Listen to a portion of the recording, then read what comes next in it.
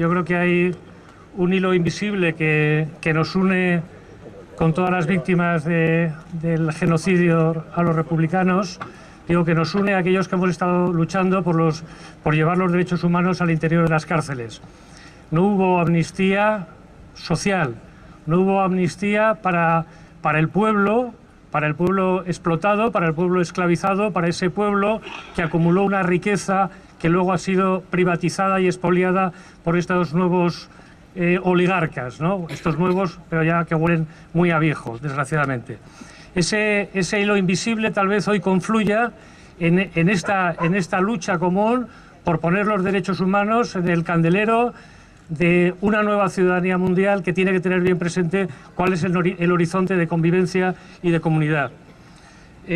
Decía Bartolomé Clavero en su libro La amnesia constituyente que estamos todos ante un pasado que no puede pasar, porque no se le puede permitir que pase y también porque no consigue hacerlo. Y es verdad que no consigue hacerlo, y para enmarcar esta pequeña disertación quiero hablar de dos hitos, ¿no? Hay dos hitos claves que por un lado podría ser, a modo de excusa, la denegación de la extradición del gobierno a extraditar a Martín Villa en la petición de la querella argentina por la juez Servini, la juez argentina, a ese Martín Villa que decía que en su carrera política todo se lo debía a Franco y que ha sido también uno de los mayores promotores de esa amnesia constituyente en este país y uno de esos creadores del silencio y del olvido, ¿no? Digo, por un lado, la denegación de esa extradición por el gobierno, que incide en los argumentos que ya han sido expuestos, y por otro lado, ese auto de la causa del juzgado de instrucción de Almazán en esa causa abierta por el asesinato de 10 hombres el 14 de agosto del 36 a petición de la Asociación Recuerdo y Dignidad. ¿En qué se asienta esa amnesia constituyente? La amnesia selectiva, dice Bartolomé Clavero, es una forma de desmemoria.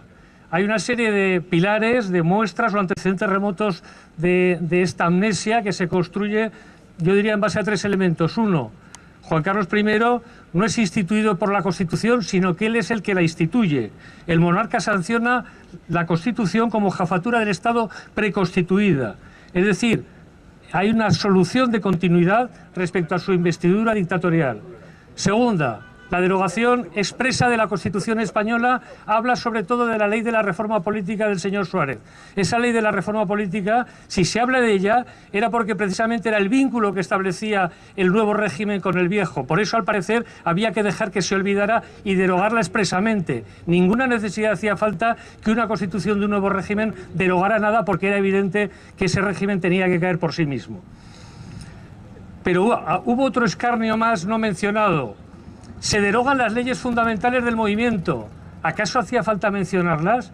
¿Acaso mencionar esa derogación de las leyes fundamentales no era más o menos equipararlas a normas supremas como la Constitución que entraba en vigor? De alguna forma no se le estaba confiriendo dignidad constitucional a un régimen que fue de hecho y no de derecho, por mucho que intentara institucionalizarse. Es decir, amnesia programada desde la misma cláusula derogatoria de la Constitución. Esto convierte de alguna forma la cancelación normativa en amnesia social.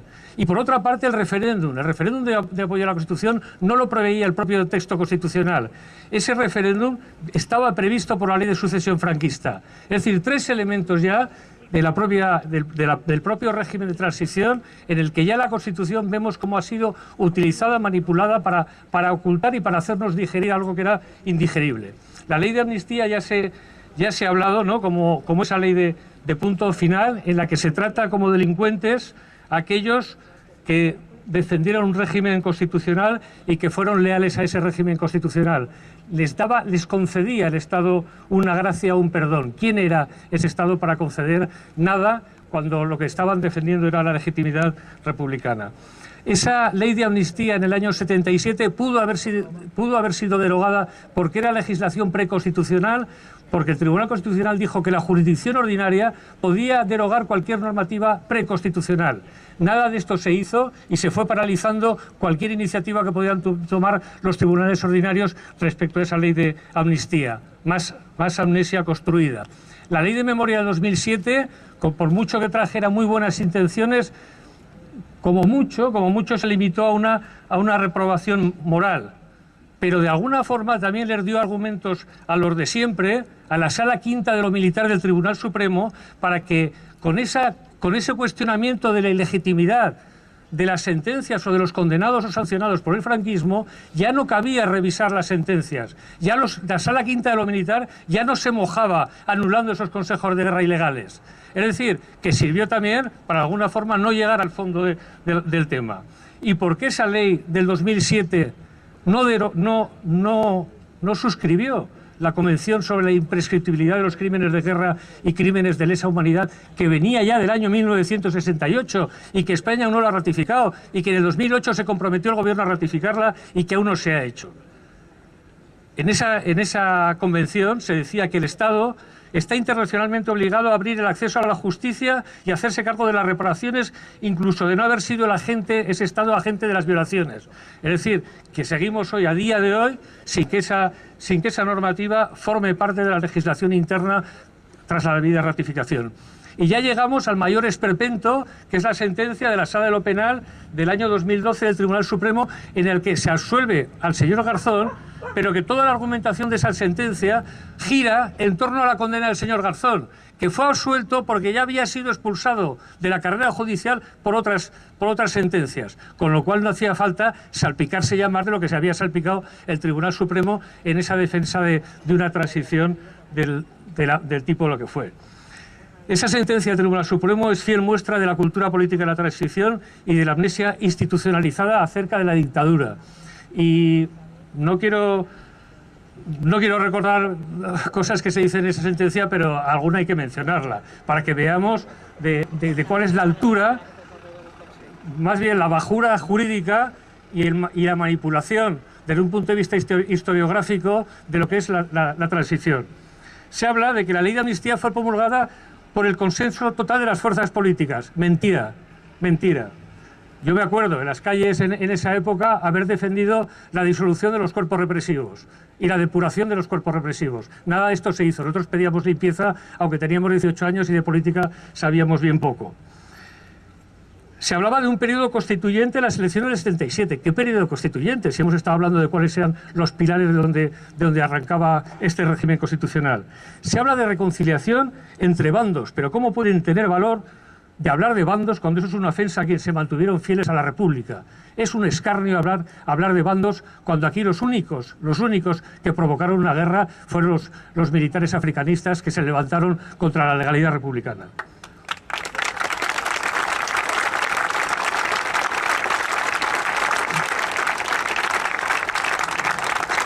Tiene el valor el Tribunal Supremo en este ejercicio de amnesia de equiparar esa ley de amnistía preconstitucional a la propia Constitución y hablar de los importantes hitos de estas dos normas en el devenir histórico, que la Constitución no ha derogado expresamente esta ley, que la transición era la voluntad del pueblo español articulada en esa ley y en la Constitución. Es decir, las viene a equiparar cuando no tenían absolutamente nada que ver.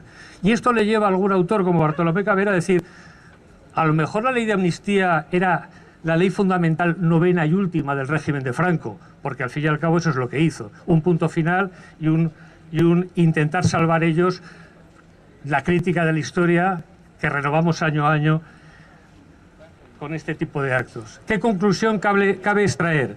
El Tribunal Supremo, contra la propia Constitución y contra toda la normativa institucional, no reconoce ningún valor normativo a los derechos humanos cuando son de obligado incumplimiento y de obligada introducción en el ordenamiento jurídico español por vía del artículo 10 de la Constitución.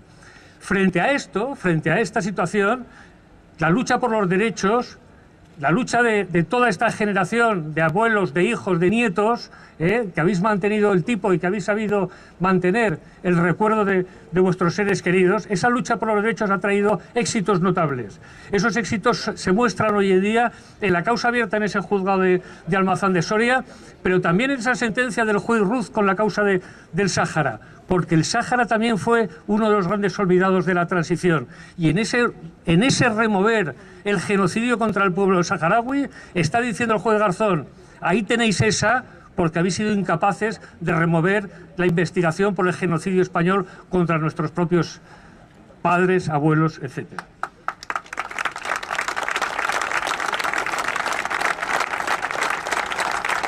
En esa lucha por los derechos habéis sabido ganaros en el 2008 el informe del Comité de Derechos Humanos, en el 2009 el Comité contra la Tortura, que dice que es una tortura permanente el tener que asistir a una situación de desaparición forzosa de familiares. Os habéis ganado el informe del Grupo de Trabajo sobre desapariciones forzadas o involuntarias del 2009. La Alta Comisionada de las Naciones Unidas para los Derechos Humanos en el 2012 incide una vez más en toda esta crítica a la ley de amnistía como ley de punto final. El Comité de las Naciones Unidas contra las Desapariciones Forzadas y obliga igualmente o remarca clarísimamente que la prescripción en este tipo de delitos de lesa humanidad no puede sostenerse bajo ninguna forma, que es la excusa que siempre pone el Gobierno. ¿A qué conclusiones llego ya para terminar y no cansaros? De alguna forma, esta lucha por los derechos que mantenéis y que estamos manteniendo hoy en día todos, lo que está planteando es la importancia que tiene que los derechos humanos o que el derecho internacional de los derechos humanos marque un horizonte para toda la comunidad mundial y en este caso para la comunidad local que lucha por la defensa de la dignidad. Hay una serie de tribunales que han labrado toda esta amnesia social, donde residía un poder constituyente que nadie les dio, que es el Tribunal Constitucional, el Tribunal Supremo y la Audiencia Nacional, que han estado haciendo caso omiso a toda la legislación internacional y que hay algún autor que habla de prevaricación institucional, el llevar hasta ese término esta forma de comportarse al margen del pueblo. Y hay otro tema todavía más flagrante. En el año 2011 hay un golpe de Estado constitucional que es la reforma del artículo 135. En ese golpe de Estado constitucional que nadie supo ni denunciar, ni revertir, ni abandonar el Parlamento y no volver a él, que es lo que había que haber hecho, dejarlos a ellos solos, en ese acto se está encargando el pacto social que llevó a este pueblo a defender la Constitución. Porque yo pude haberla votado o no haberla votado, pero yo me dejé la piel por defender en estos 30 años como abogado en ejercicio de los derechos humanos de la gente que no estaba en situaciones de poderse defender a sí misma. Y así mucha gente que silenciosamente se lo ha currado, sin necesidad de salir o saliendo a la arena política. Pero que toda la gente como vosotros aquí habéis sabido estar ahí dando el callo y luchando por esos derechos. Por eso hoy han llevado ellos a esta Constitución a una situación de obsolescencia no programada, podríamos decir. Han iniciado ellos un proceso desconstituyente. Hay que revertir esta situación y hay que ir a un nuevo proceso constituyente en el que de alguna forma, estando juntos y unidos, de alguna forma podamos poner en el plano político y en el de la justicia esta lucha por la dignidad. No quiero terminar sin la reflexión de un amigo víctima, su abuelo y su padre de la Quinta del Biberón, represaliado nada más volver, batallones de castigo, etcétera, una reflexión que me hace al hilo de esto de la reconciliación. Dice: nosotros no perdimos, fuimos derrotados, pero ganamos. Claro que ganamos todos, es un ejemplo de dignidad. Nos dieron los que murieron y los que arrastraron su silencio para mayor protección de sus seres queridos. Esa semilla ya está germinando y anidando en los corazones de las generaciones jóvenes. Verdad, justicia y reparación. Honor y gloria a todos los republicanos que yacen en este campo por defender el único orden legítimo del Estado constitucional de la República.